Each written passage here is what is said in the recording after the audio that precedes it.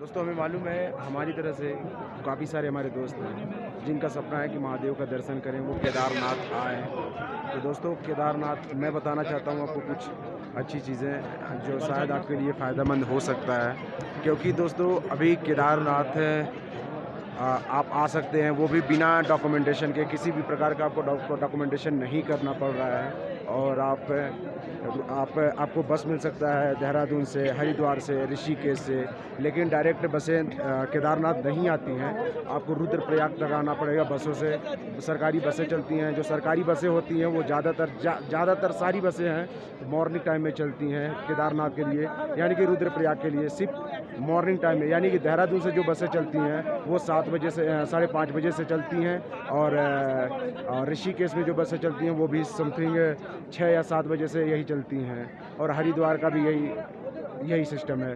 तो मैं यही बताना चाहता हूँ कि सारी बसें जो हैं मॉर्निंग टाइम में चलती हैं देहरादून से, ऋषिकेश या हरिद्वार से। तो रुद्रप्रयाग आने के बाद से आपको ना बस से उतर जाना होता है, उसके बाद से आपको टैक्सी लेना पड़ता है। टैक्सी लेने के बाद से आपको डायरेक्ट वहाँ से आपको गौरीकुंड आना होता है। गौरीकुंड आने के लिए शायद कितनी टैक्सी होती हैं जो डायरेक्ट आपको यहाँ पे केदारनाथ तक पहुँचा देती हैं, गौरीकुंड तक पहुँचा देती हैं। बट या तो 2 बार आपको शायद चेंज करना पड़ता है। तो 2 बार वहाँ पे चेंज करने के बाद से उसके बाद से गौरीकुंड से आपको ट्रैकिंग करना पड़ता है। गौरीकुंड से ट्रैकिंग करने के लिए कम से कम 25 किलोमीटर आप मान लो, क्योंकि ट्रैकिंग आपको करना है 25 किलोमीटर। और 25 किलोमीटर ट्रैकिंग करने के बाद से आप ये केदारनाथ आप आओगे। क्योंकि ट्रैकिंग, मैं सच बताऊँ तो ट्रैकिंग के लिए काफ़ी अच्छे से शूज़ रहने चाहिए, क्योंकि यहाँ पे खड़ी पहाड़ी चढ़ाई रहती है और सच में ब्रीथिंग प्रॉब्लम्स बहुत ज़्यादा होने लगती है। जो नहीं किए रहते हैं, ट्रैकिंग से नहीं किए रहते हैं या फिर नहीं पहाड़ों पे चढ़े रहते हैं, ज़्यादा हाइट पे नहीं चढ़े रहते हैं, उनके लिए ज़्यादातर दिक्कत हो जाती है। तो मैं उन्हें ये बताना चाहता हूँ, उनके लिए वीडियोज़ है। तो वो मैं तो फ़िलहाल मॉर्निंग टाइम में चला था, 4:30 बजे से चला था और 9:30 बजे पहुँच गया था। तो भगवान के दया से मैंने अपना ट्रैकिंग कम से कम 5 घंटे में कंप्लीट कर लिया था। तो लोगों ने भी सुना कि यार इतना फास्ट ट्रैकिंग कर लिया। मैंने सच में महादेव का आशीर्वाद से 5 घंटे में ट्रैकिंग अपना कंप्लीट कर लिया केदारनाथ का। और 5 घंटा का कंप्लीट करने के बाद से फिर मैं यहाँ पे केदारनाथ भगवान शिव के दर्शन कर पाया। तो हाँ, जैसा मैं आपको ये बता रहा था कि आपको ना केदारनाथ जब आपके पहुँचने के पास से 2 चीज़ें होती हैं। सबसे पहले ये चीज़, यहाँ पे अभी भी इतनी ठंड लग रही है, इतनी, मुझे जहाँ तक लगता है मैं अपने आप में अगर जो महसूस किया हूँ ठंड, ये ठंड तो सिर्फ जनवरी में महसूस किया हूँ। शायद जनवरी में भी ऐसा नहीं होता है। अभी मैं ना ये टी शर्ट पहन रखा है, जैकेट पहन रखा। मैं तो जहाँ तक का सोच रखा था कि शॉर्ट पहन लूँगा, उसके बाद हाफ टी शर्ट पहन लूँगा, बस ठीक है, इतना ही इनफ होगा। बाकी मैं फुल ज़्यादातर पैंट लेता भी नहीं हूँ, जीन्स भी नहीं पहनता ज़्यादातर करके। लेकिन फिर भी मैंने लिया और वो सच में काम आया। क्योंकि अभी सच बता रहा हूँ, इतना ठंड हो रहा है, इतना ठंड हो रहा है कि आप देख सकते हो कितना यहाँ पे ठंड है। और हर एक व्यक्ति जैकेट पहना हुआ है। और ये जहाँ तक होटल की मैं आपको बात बता दूँ तो केदारनाथ में ज़्यादातर होटल हैं बहुत ही महंगे हैं, मतलब बहुत ही महंगे हैं। 5,000 से 10,000 तक सारी होटलें हैं, 5,000 से 10,000 तक। हाँ, ये 5,000 से कोई वो भी होटल्स आपको ऐसा आप सोचते हैं कि आपको कमरे की तरह अच्छी तरह से मिल जाएंगे, तो वो उस तरह से नहीं मिल पाएंगे आपको। क्योंकि वो भी एक टीन शटर जैसा होता है, वो भी बनाए रहते हैं। तो उसका बस मतलब काफ़ी, मतलब आप एक्सपेक्टेशन नहीं कर सकते हैं वैसे होटलों का, लेकिन फिर भी वो आपको देते हैं रहने के लिए। ये सबसे बड़ी बात है। क्योंकि यहाँ पे त्रसदी आने के बाद से सारी चीज़ें उथल पुथल हो गई, जिनके कारण से सारी चीज़ें अभी एक सिरे से बनाई जा रही हैं, जो काफ़ी अच्छी आगे चल के कुछ समय के बाद से काफ़ी अच्छा होगा यहाँ पे। और बन भी रहा है। तो आपके लिए अगर चीपेस्ट में आप चाहते हैं, अगर आप चाहते हैं तो सबसे सिंपल सा एक फंडा होता है यहाँ पे, टेंट लेना।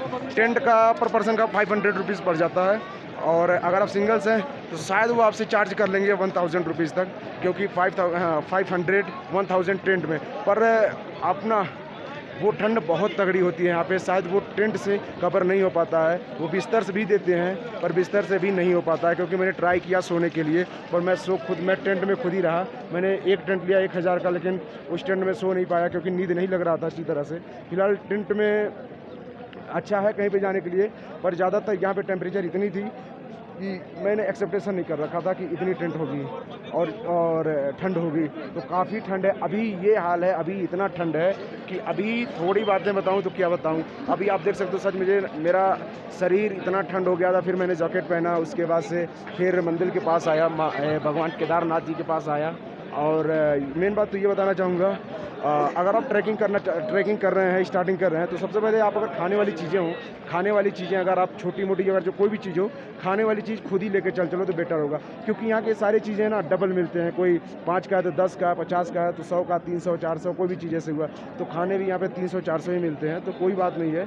फिर अगर आप एफर्ट कर सकते हैं तो अच्छी बात है। अगर आप नहीं कर सकते हैं तो आप अपने लिए कुछ रास्ते में खाने के लिए ट्रैकिंग के दौरान आप ले सकते हैं, क्योंकि इससे आप ना कम बजट में केदारनाथ की यात्रा कर सकते हैं। वैसे मैंने रास्ते में 3 किलो तक सेब ले रखे थे और ट्रैकिंग के दौरान मैंने 3 किलो सेब तक खा गए थे। उसके बाद से आने के बाद से मैंने होटल में खाना खाया, कम से कम 200 250 300 का थाली यही पड़ रहा था, 400 तक का थाली यहाँ पे केदारनाथ में पड़ रहा था। तो पूरा ले दे के बहुत ही एक्सपेंसिव हो, बट सच बताऊं तो एक्सपेंसिव है, तो इसके लिए अलर्ट होके आना पड़ता है, क्योंकि तैयार अच्छी तरह होके आना पड़ता है। कपड़े बहुत अच्छे, मतलब ठंड से बचने वाले लाने पड़ते हैं। फिर आपको महादेव के यहाँ पे दर्शन हो जाएंगे। बाकी ट्रैकिंग, क्योंकि अगर आप चाहते हैं कि दिन में तुरंत आऊँ और रिटर्न हो जाऊँ तो ऐसा नहीं हो पाएगा, क्योंकि अगर आप रात के टाइम में अगर आप गौरीकुंड पहुँचते भी हैं तो वहाँ पे 4 बजे के टाइम में वहाँ से गेट खुलता है, तब आप केदारनाथ के लिए विज़िट करते हैं और आप विज़िट कर पाएंगे मंदिर आने के लिए, क्योंकि 4 बजे रात में खुलता है गेट, उसके पहले आप अंदर नहीं आ सकते हैं। तो ये रहा यहाँ का सिस्टम। तो आप यहाँ पे मुश्किल से 10 बजे अगर पहुँच भी जाते हैं किसी कारण, या 9 बजे पहुँच जाते हैं, तभी भी आप रिटर्न नहीं हो सकते हैं, क्योंकि आपके पैरों में इतना दर्द होगा, इतना पूरा शरीर मतलब टूटा रहेगा, फिर भी आप हिम्मत नहीं जुटा के वापस नहीं जा पाएंगे। तो फिर यही कहूँगा, सारी चीज़ें मैंने अपने साथ जो एक्सपीरियंस था मैंने सोचा कि अपने दोस्तों के साथ शेयर कर दूं, ताकि काफ़ी दोस्त मेरे थे जो केदारनाथ, मुझसे बहुत लोगों ने कमेंट भी किया और व्हाट्सएप पे मैसेज किया और मैसेंजर में बहुत सारे भी कहे। मुझे मालूम था अगर मैं किसी को अगर पूछता तो वो शायद नहीं आते, पर मैं मालूम होता जब मैं कहीं भी घूमने चला जाता हूँ तो वो मैसेज या कमेंट्स करके कहते हैं मुझे क्यों नहीं बताया, मैं भी तुम्हारे साथ आता। तो भाई कहीं भी जाने के लिए किसी की ज़रूरत नहीं होती है। अगर आप सच में घूमना चाहते हैं, कहीं जाना चाहते हैं, कहीं देखना चाहते हैं कि किसी का सपना है तो खुद ही निकल जाना है।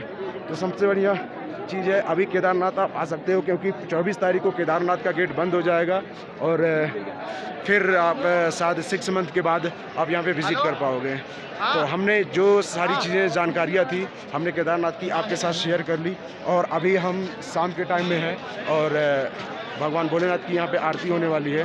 तो आरती यहाँ पे 6:30 7 बजे से होती है यहाँ पे। तो हम आप देख सकते हो ये यहाँ का व्यू। तो ठीक है दोस्तों, जितनी मेरी इन्फॉर्मेशन थी, अगर आपको और भी कुछ चीज़ें पूछनी हैं तो आप मुझसे डायरेक्टली मैसेज कर सकते हो, कमेंट कर सकते हो, कुछ भी कर सकते हो, मैं आपको पूरी हेल्प करूँगा केदारनाथ आने में। ठीक है दोस्तों, ओके, हर हर महादेव।